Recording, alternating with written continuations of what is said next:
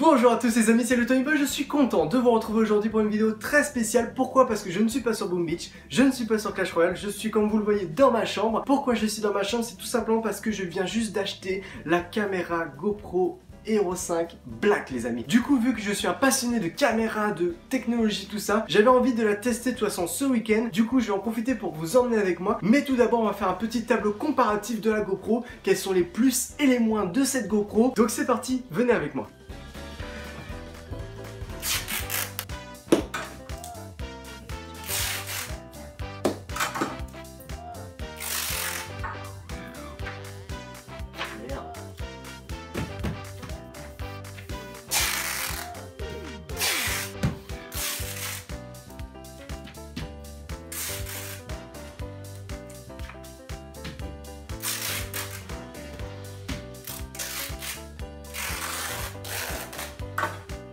Donc pour la GoPro 5 Black, il marche pas ce crayon. Les plus et les moins, faut que je la dessine quand même. Eh, c'est pas mal quand même hein. Le plus de cette caméra c'est notamment son écran tactile. L'écran tactile qui est juste derrière, comme ça permet de voir ce qu'on filme. Et déjà ça c'est une grande innovation. Parce que voir ce qu'on filme avec la GoPro c'était pas facile avant. Mais avec ça c'est totalement génial. C'est notamment la caméra déjà étanche les amis. La caméra est déjà étanche en elle-même, il n'y a pas besoin de boîtier. Vous pouvez rajouter un boîtier pour qu'elle soit étanche plus profond. Mais elle est déjà étanche, donc ça c'est déjà super. Le voice control aussi les amis. Le voice control c'est quoi? Ça permet en fait de prendre une photo en demandant à la GoPro prend une photo et du coup il prend une photo les amis. Donc ça c'est super. Par exemple on le tient avec une perche à selfie, on lui demande une photo, il n'y a pas besoin d'appuyer sur le bouton pour prendre des photos etc. Donc rien que ça déjà c'est génial. La stabilisation, la caméra inclut une stabilisation totalement géniale. J'ai déjà pu tester quelques stabilisations, c'est pas stabilisé de ouf mais c'est super stabilisation. On peut faire du VTT, ça bouge un petit peu mais pas trop, donc du coup c'est vraiment parfait. Elle est vraiment parfaite pour la stabilisation. Après bien sûr je vais pas parler bien sûr de la qualité de la caméra. Donc la qualité, elle filme superbement bien, la 4K en 30 fps les amis, donc 30 images par seconde. Notamment le plus de cette caméra c'est notamment la 1080p à 120 images par seconde. Rien que ça c'est très bien. Et maintenant je vais passer par les moins de cette caméra. Le moins de cette caméra, les choses négatives de cette caméra, c'est notamment la batterie les amis. 40 minutes voire 1 heure. Alors c'est pas ouf comme caméra, 40 minutes ça va super vite. Si on filme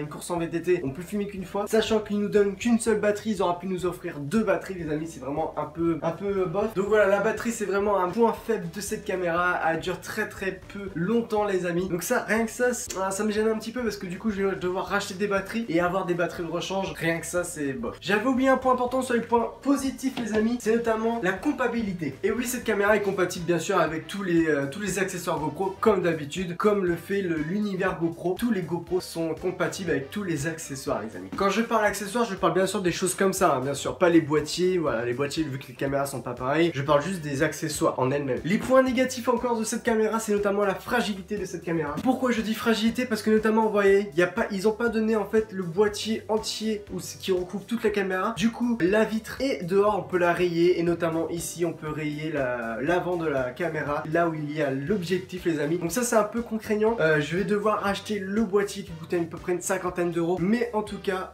voilà, c'est un petit moins que je mettrai à la GoPro. C'est notamment la fragilité parce que du coup on peut la mettre sous l'eau bien sûr, mais si elle tombe, aïe aïe aïe, si elle tombe, ça va faire mal. Le petit moins encore, mais que j'hésitais à mettre en normal parce que le petit moins c'est notamment l'appareil photo à 12 mégapixels. Alors je sais qu'il y en a qui vont me dire ouais il y a plusieurs 12 mégapixels. Oui il y a 12 mégapixels bonne qualité et il y a le 12 mégapixels qui est une super qualité. Les mégapixels ça veut rien dire, mais j'aurais préféré quand même avoir plus de pixels. Mais bon, c'est un 12 mégapixels très beau à voir les amis, je tiens à préciser. J'ai hésité à le mettre en normal parce que 12 mégapixels c'est vraiment énorme, mais j'aurais peut-être préféré avoir plus avec une meilleure qualité. C'est pour ça que j'hésitais à le mettre là parce que si on aurait peut-être eu 16 mégapixels, peut-être que la qualité de la caméra sera beaucoup moins. Donc je sais pas, peut-être 12 mégapixels c'est très bien pour la GoPro, il n'y a rien à dire. Les photos sont magnifiques avec la GoPro, donc là il n'y a rien à dire. Donc c'est vraiment entre parenthèses. Voilà, après j'ai pas grand chose à dire en termes de moins, de plus. Après plus il y a bien sûr il y a la connexion avec l'iPhone, on peut voir en temps réel ce que filme aussi la caméra. Mais bon ça sert pas trop à rien puisqu'on voit ce qu'on filme avec la caméra. Donc voilà, il n'y a pas vraiment de... J'ai fait un peu un résumé de ce qui est les plus et les moins de cette caméra. N'hésitez pas à commenter à me dire vraiment ce que vous aimez sur cette caméra et ce que vous n'aimez pas sur cette caméra. Peut-être la batterie, peut-être la fragilité, peut-être vous aimez l'écran tactile, le voice control. Voilà, dites-moi en commentaire ce que vous préférez. Et puis bah, c'est parti, on va tester tout de suite la caméra. Je vais me faire engueuler. On va mettre un petit pull parce qu'il fait froid. Et voilà, on est pareil. Donc du coup, venez avec moi. Petite pause de toilette avant de partir quand même. Allez, venez avec moi. Regardez qui est là. Regardez-moi ce spécimen. Donc là, on va aller prendre le vélo parce que les voitures, vous voyez, il y a plus de place. Je peux même pas sortir ma voiture. Ma voiture est juste là, la rouge là. Je peux même pas sortir. Donc je vais prendre mon vélo. Donc c'est parti, je vais checker mon vélo. Puis je vais mettre la GoPro dessus. Et puis on va voir ce que ça donne.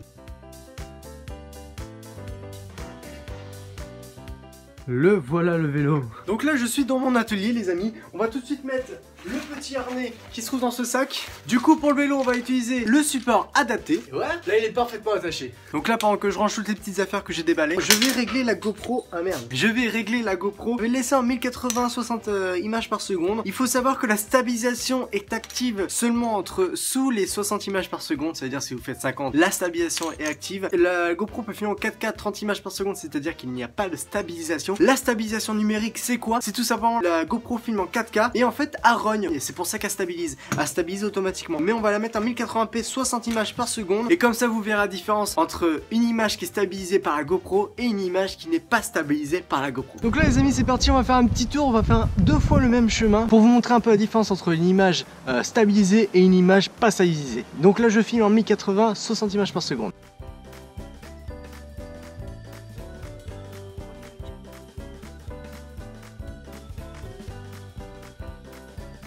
Donc les amis, sachez que là, voilà, vous avez vu un peu la différence entre une image stabilisée et une image non stabilisée. Sachez que les images que je tourne n'ont pas été retouchées, il n'y a pas eu d'étalonnage, ils sont vraiment purs.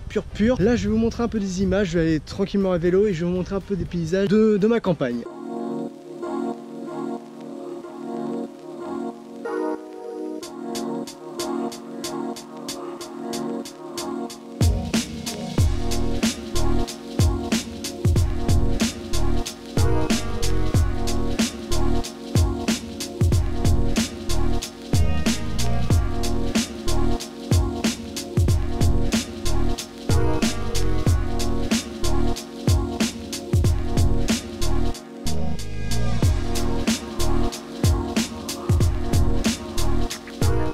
Là je filme en 2,7K à 60 images par seconde. Je trouve la qualité, et je sais pas, j'ai pas encore vu, mais je pense que la qualité est super. Je suis vraiment face au soleil. Mais sachez les amis que la GoPro est personnalisable, c'est-à-dire qu'on peut régler l'ISO, on peut régler la balance des blancs, enfin voilà, on dirait vraiment un appareil photo numérique réflexe.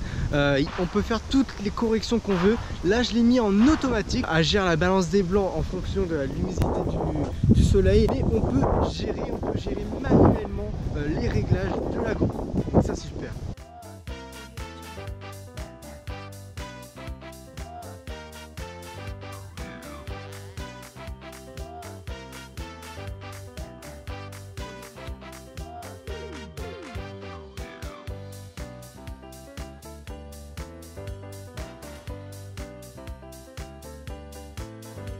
Ok les amis, on va changer un peu de point de vue. Là je vais ranger mon vélo, on va tout de suite prendre ma voiture. Donc c'est parti, je range tout ça et on se retrouve dans ma voiture. La magie du montage, c'est parti. La magie du montage. Finalement les amis, on va pas tester l'étanchéité maintenant, on va tester chez moi l'étanchéité parce que j'ai pas de point d'eau à côté de chez moi. Malheureusement j'en ai pas beaucoup, c'est des petites rivières mais avec de la vase et tout, donc c'est pas top pour la caméra. Donc j'ai essayé de trouver un petit plan de voiture. Ce qui est bien aussi sur la caméra, c'est quand elle est éteinte comme ça, on a juste appuyé, par exemple si on veut enregistrer une vidéo directement, on appuie sur le bouton en haut, bim, ça va l'allumer et ça va enregistrer. Vous voyez, ça s'est allumé et ça enregistre. Et ensuite une fois qu'on a fini, on rappuie dessus, boum, ça enregistre et elle s'éteint. Donc ça c'est hyper pratique pour économiser la batterie sans devoir rallumer ici en restant appuyé longtemps sur le bouton. Vous voyez, ça l'allume, ça ne filme pas bien sûr, ça l'allume, mais pour filmer, ensuite on appuie ici, ça filme logiquement et on arrête et là c'est pas. Donc si vous voulez faire pour l'éteindre, il faut rester appuyé longtemps sur le côté. Donc voilà, et en fait voilà, la technique c'est vraiment si vous voulez économiser la batterie et vous voulez filmer directement sans changer le format de la vidéo etc, vous appuyez directement ici, ça filme, quand vous arrêtez de filmer, ça s'arrête et ça c'est comme ça. Ok les amis, on va tester cette fois le slow motion, c'est à dire que je l'ai mis en 720p à 240 images par seconde, ça va être juste ouf. Je sais pas si la qualité va être bien à 720p. À 720p, voilà, on sait que c'est de l'HD, mais bon, c'est la petite HD. Donc on va voir, je vais tester, c'est parti.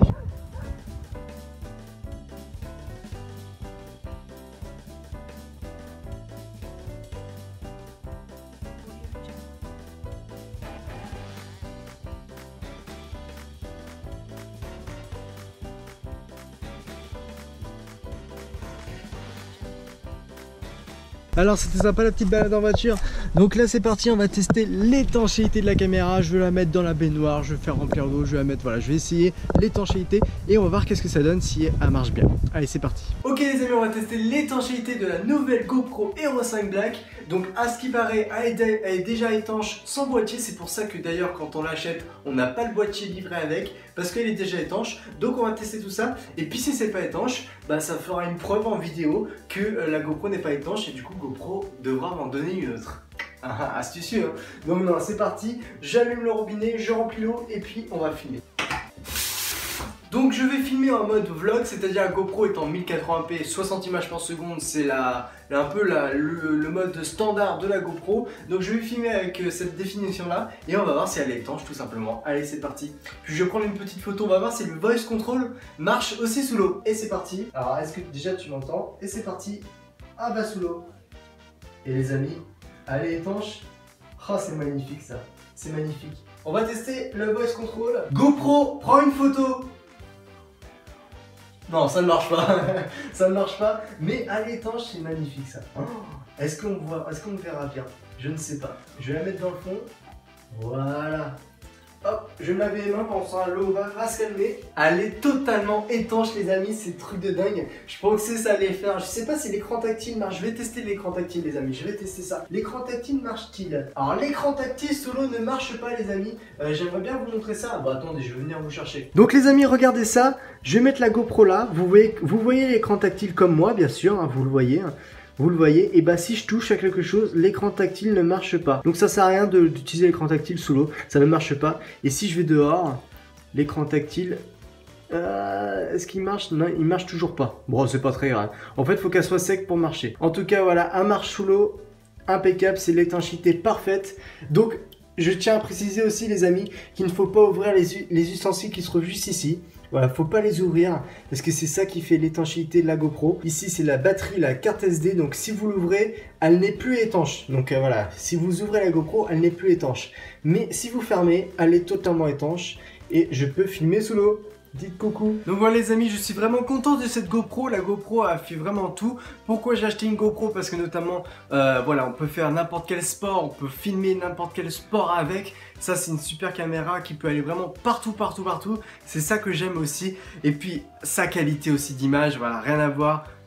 Vu comment c'est petit, on s'étonne comment ça filme comme ça filme à une parfaite 4K. On peut faire vraiment plein de choses avec une GoPro, ça n'a rien à voir. Après c'est vrai, l'angle de vue, on peut la changer les amis. On n'est pas forcément en grand angle comme la spécialité GoPro, voilà, vraiment grand angle. On peut choisir son angle de vue, ça aussi je vous ai pas précisé. Bon, on peut choisir normal, demi-grand angle, ça s'appelle large, moyen, etc.